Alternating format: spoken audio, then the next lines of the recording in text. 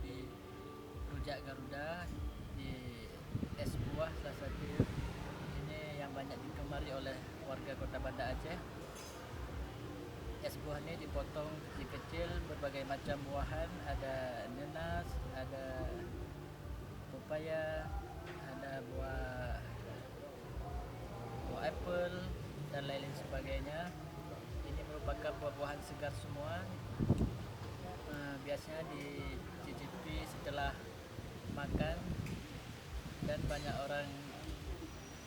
warga Kota Banda Aceh yang sering ke sini untuk mencicipi es buah rujak Garuda.